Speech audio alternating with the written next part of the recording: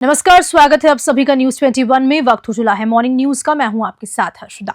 बीकानेर नया शहर थाना क्षेत्र में देर रात पंडित धर्म कांटे के पास फायरिंग की घटना सामने आई है। इस घटना में सलमान नामक युवक गंभीर रूप से घायल हो गया, जिसे इलाज के लिए पीबीएम हॉस्पिटल के ट्रॉमा सेंटर में भर्ती किया गया। सूचना मिलते ही नया शहर थाना पुलिस मौके पर पहुंची और जांच शुरू कर दी। घायल सलमान लोहारों की मस्जिद के पास का निवासी बताया जा रहा है। शुरुआती जानकारी के अनुसार फायरिंग आपसी रंजिश के चलते हुई है, जो दोनों गुटों में पिछले लंबे समय से चल रही थी। बीकानेर से लोकेश भौरा की रिपोर्ट। प्रदेश में एचएमपीवी वायरस की दस्तक के साथ ही सरकार ने सभी जिलों में कलेक्टरों को एडवाइजरी जारी कर दी है, जिसका असर संभाग के सबसे बड़े पीबीएम अस्पताल में भी देखने को मिल रहा है। वायरस को लेकर पीबीएम अस्पताल प्रशासन भी सतर्क हो गया है। अस्पताल के अधीक्षक डॉक्टर पीके सैनी ने क्या जानकारी दी, देखिए इस रिपोर्ट में।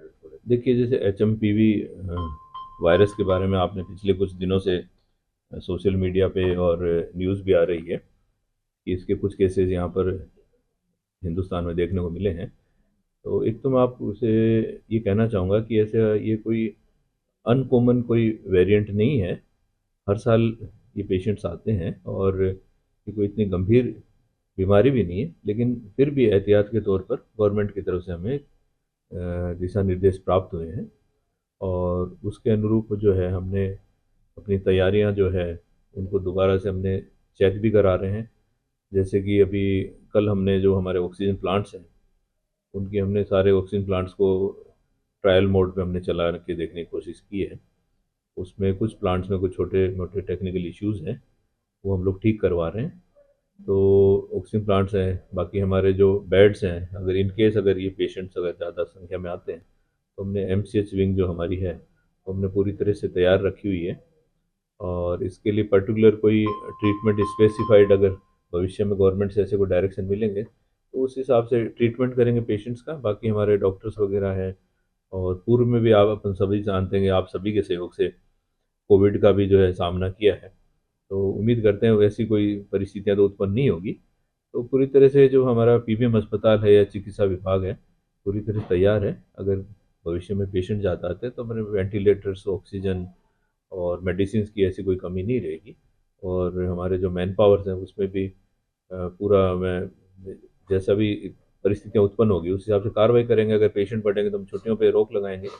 तो ऐसी कहीं कोई मरीज के इलाज में ऐसी कोई व्यवधान उत्पन्न नहीं होगा, ऐसा मेरा विश्वास है। गुलरी ने आज एक बयान दिया कि ये जो वायरस है ये सर्दी में दिनों भी जो सर्दियों में जो हमारे जो कॉमन कोल्ड या जुकाम जिस तरह की भी होती है पेशेंट, तो ये वायरस की वजह से होती है। तो उसी तरह से ये भी एक वायरस है।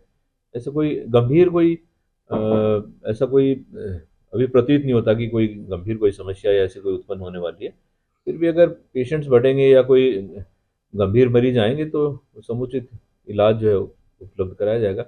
वैसे भी हम सभी जानते हैं कि जो इम्यूनो कम्प्रोमाइज्ड जो पेशेंट्स हैं, जो कमज़ोर हैं, ओल्ड एज में, उनको कोई भी इन्फेक्शन हो उसमें उनके जीवन को ज़्यादा खतरा रहता है, बजाय जो स्वस्थ जो व्यक्ति हैं या हेल्दी जो यंग जो पेशेंट्स हैं उनको यूजुअली बाकी बीमारियों में भी वो रिकवरी के चांसेस ज़्यादा रहते हैं। तो ओल्ड एज पेशेंट्स हैं उनको तो विशेष ध्यान रखना ही चाहिए।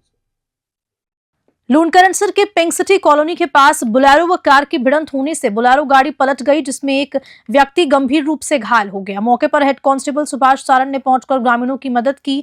मनोज के निजी वाहन से घायल व्यक्तियों को लूणकरणसर सामुदायिक स्वास्थ्य केंद्र पहुंचाया गया, जहां प्राथमिक उपचार के बाद मोतीराम पुत्र गोपाल राम को बीकानेर रेफर किया गया, पीबीएम रेफर कर दिया गया। फिलहाल कोई मामला दर्ज नहीं हुआ है। लूणकरणसर से लोकेश भौरा की रिपोर्ट।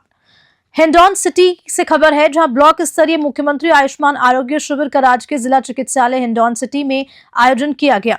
पीएमओ पुष्पेंद्र गुप्ता ने बताया कि स्वास्थ्य सुविधाओं को बेहतर बनाने के लिए चिकित्सा एवं स्वास्थ्य विभाग द्वारा लगातार प्रयास किए जा रहे हैं। शिविर में 850 मरीजों ने लाभ उठाया। शिविर में विभिन्न विशेषज्ञ डॉक्टर्स की टीम मौजूद रही। शिविर में दिव्यांग मेडिकल बोर्ड द्वारा 27 दिव्यांग प्रमाण पत्र अधीनता के रोगियों की स्क्रीनिंग कर 17 चश्मे लगाए गए। गंगापुर सिटी से भगवान जांगिड की रिपोर्ट। खबर गृह राज्य मंत्री जवाहर सिंह बेढम के गृह क्षेत्र डीग से है, जहां तहसील के बाबू संजय मीणा व पूर्व अध्यक्ष करतार सिंह एडवोकेट ने भ्रष्टाचार के गंभीर आरोप लगाए हैं। एडवोकेट करतार सिंह ने मामले पर क्या कहा, देखिए डीग से पंकज शर्मा की इस रिपोर्ट में। डीग तहसील कार्यालय में कल मैं करतार सिंह एडवोकेट, पूर्व अध्यक्ष डीग बार एसोसिएशन और हम एक रजिस्ट्री कराने के लिए गए थे। वहाँ उपपंजीयन का कार्य संजय मीणा करता है। वो पैसे लेकर के कार्य करता है। प्रत्येक कागज़ को, एक कागज़ के 1000 रुपये लेता है और बदतमीजी से पेश आता है। तहसीलदार का बाबू है। तहसीलदार जी का व्यवहार तो एकदम सही है। उपखंड अधिकारी के, कलेक्टर साहब के, एडीएम साहब के हमने ये संज्ञान में ये मैटर डाल दिया है। हम चाह रहे हैं कि इसको कहीं अन्यत्र लगाया जाए।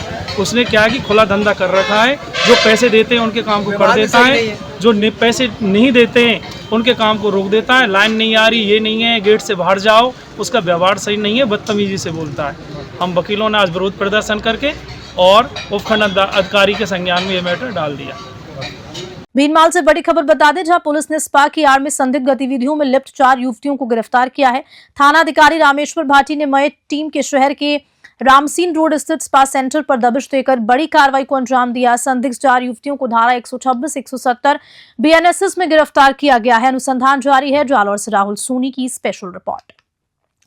भरतपुर से खबर है, जहां उज्जैन थाना क्षेत्र की नगला तहरिया निवासी नीरज पत्नी लाखन सिंह ने भरतपुर पुलिस प्रशासन पर आरोप लगाते हुए बताया कि उसकी नाबालिग बेटी को अगवा किए हुए पूरे 2 महीने बीत चुके हैं, परंतु अभी तक उज्जैन थाना पुलिस उसकी मासूम बच्ची को दस्तयाब नहीं कर पाई।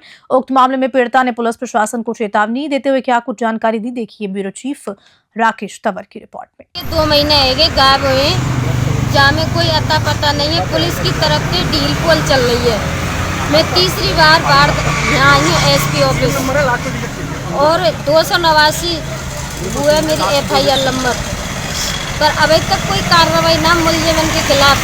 हम नवल सिंह, ओमवीर, राजेश के परिवारजन, राजेश तो फिर जेल में बंद है, पर राजेश के परिवारजन और बयान होने लाली के कोर्ट में 8 तारीख को उठा ले, 11 तारीख को बयान है, 8 को उठा ली और जमीनी मैटर चल लो। मेरे बहुत दिन आते 2006 से परेशान कर रहा थी। शुरू से मुझे रंजिश रखते आए। मैं मेरे बच्चान के संग गांव में रहूं। मेरा आदमी जयपुर गाड़ी चला। किस गांव का मामला?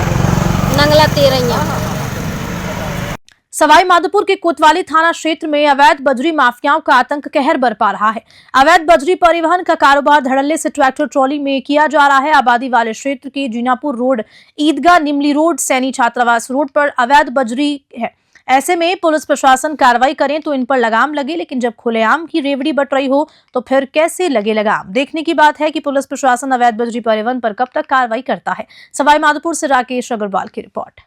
भरतपुर के बैर कस्बा में भोंडा गांव में चारागाह भूमि से अवैध खनन की रोकथाम सर्व समाज के लोगों ने रैली निकाली। इससे पहले सर्व समाज की पंचायत हुई, जिसमें गांव में चारागाह भूमि से अवैध खनन की रोकथाम, खनन लीज निरस्त करने सहित 14 सूत्रीय मांगों को लेकर चर्चा हुई। चर्चा के बाद लोगों ने रैली निकालकर एसडीएम सचिन यादव को ज्ञापन दिया और इस ज्ञापन देने के बाद ग्रामीणों ने मामले पर क्या कुछ कहा, देखिए भरतपुर से ब्यूरो चीफ राकेश तंवर की रिपोर्ट में। उसका जिम्मेदारी प्रशासन ही होगा, आम जनता कोई भी जिम्मेदारी नहीं होगी उसकी। हम शांतिपूर्वक वार्ता कर रहे हैं, शांतिपूर्वक धरना प्रदर्शन दे रहे हैं, गांधीवादी तरीके से दे रहे हैं। अगर फिर उसके बाद अगर भगत सिंह का रूप धारा जाएगा तो उसका जिम्मेदार प्रशासन ही होगा। ये आंदोलन में कोई कहीं से भी आ सकता है, ऐसा नहीं है कोई एक एक गिनती करके हम आदमी आए। बाहर का आदमी भी आ सकता है, कोई भी उग्र कर सकता है, कोई भी तोड़ फोड़ कर सकता है, तो उसकी हमारी कोई जिम्मेदारी नहीं। रायसिंह नगर से बड़ी खबर है, जहां समेजा कोठी पुलिस ने नशे के खिलाफ बड़ी कार्रवाई को अंजाम दिया है। पुलिस ने 40 किलो डोडा पोस्ट के साथ 2 युवक गिरफ्तार किए। आरोपियों के खिलाफ एनडीपीएस एक्ट में मुकदमा दर्ज किया गया है। समेजा कोठी थानाधिकारी विकास बिश्नोई ने मामले पर क्या जानकारी दी, देखिए रायसिंह नगर से राजू शर्मा की इस रिपोर्ट। डीजीपी साहब द्वारा अवैध मादक पदार्थों के खिलाफ एक अभियान चलाया गया है और एसपी साहब श्री गंगानगर श्रीमान गौरव यादव जी द्वारा सीमा संकल्प के तहत कार्रवाई की जा रही। लगातार अवैध मादक पदार्थों के खिलाफ कार्रवाई के निर्देश दिए गए थे। इसी के तहत आज सुबह श्री कालू बेनीवाल एफसी को आसूचना मिली थी कि 2 व्यक्ति डोडा पोस्ट लेके जा रहे हैं, जिस पर 2 BWM पे इन पर कार्रवाई की गई। तो अशोक कुमार तथा राधेश्याम को 40 किलोग्राम अवैध डोडा पोस्ट के साथ में पिकअप गाड़ी के गिरफ्तार किया गया और प्रकरण पंजीबद्ध करके अग्रिम अनुसंधान जारी है। और खबर के साथ बुलेटिन में इतना ही। नमस्कार।